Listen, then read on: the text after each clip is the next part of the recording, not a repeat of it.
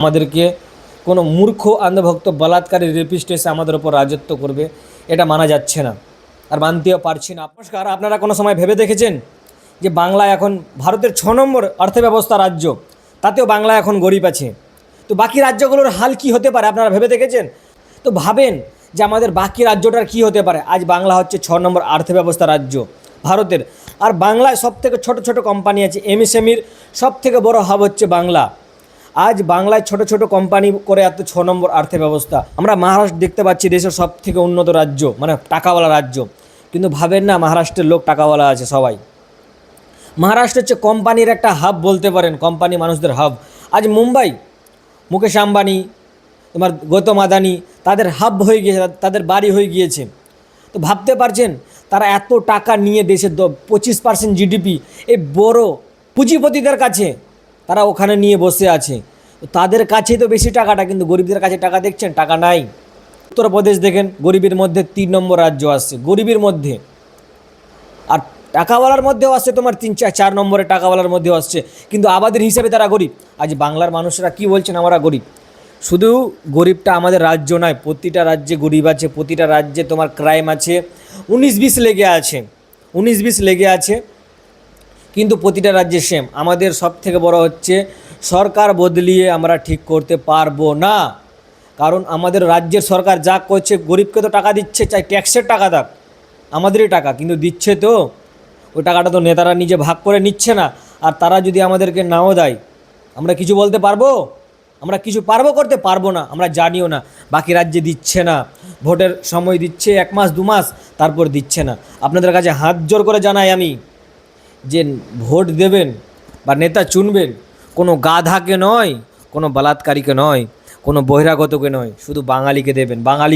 বাঙালিকেই দেবেন, কোনো হিন্দিভাষীকে দেবেন না।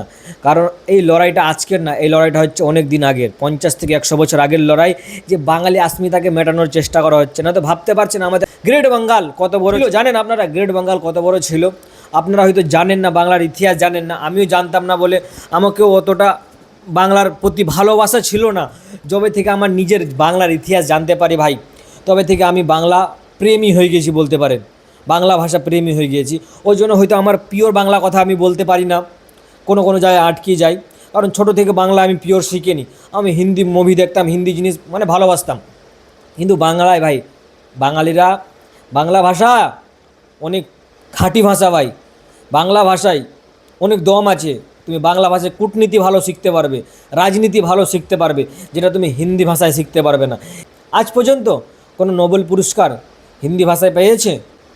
বাঙালিদের ইতিহাস অনেক পুরনো, তাই তারা বাঙালিদের সাথে তোমার কম্পিটিশন করতে পারবে না, যার সাথে আমরা পারি না। তার সাথে কি করি আমরা? তাকে দাবানোর চেষ্টা করি। ওই জিনিসটা হচ্ছে বাঙালিদের সাথে। ভাবতে পারছেন 1943 সাল আর 44 সালে ভুকমারি কার জন্য হয়েছিল? আমাদের ভারতীয় কোম্পানি ভাই। তারা এত টাকাওয়ালা কোন জায়গা থেকে হলো? দেশ আজাদ হওয়ার পর পর্যন্ত তারা কোটিপতি, দেশের মধ্যে মিলেনিয়ার ভাই, সরকার থেকে তাদের কাছে টাকা বেশি। কোথায় পেল তারা এত টাকা? যে দেশের পুঁজি থেকে তাদের পুঁজি বেশি। তাই জন্য বাঙালিরা ঐক্যবোধ হন আর বহিরাগতদের লাত মেরে রাজ্য থেকে ভাগান। দফা বাঙালির খাতায় যেন জমা হোক, চাই সিপিএম যে কোনো পলিটিক্যাল পার্টি হোক না কেন, আমি কোনো পলিটিক্যাল পার্টিকে সাপোর্ট করছি না, কিন্তু যেন বাঙালি হওয়া চাই ভাই, শুধু বাঙালি ঠিক আছে রাজ করবে। ওটা আমার সহ্য হচ্ছে না, হজম হচ্ছে না কথাটা, যে আমাদেরকে কোনো মূর্খ অন্ধভক্ত বলাৎকারী রেপিস্ট এসে আমাদের ওপর রাজত্ব করবে, এটা মানা যাচ্ছে না, আর মানতেও পারছি না। আপনারাও মানেন না, যে বাঙালি আছে তাকে ভোট দেবেন। খোলাখুলি বলছি, যে কোনো পলিটিক্যাল দল বাঙালি থাকলে ভোট দেবেন।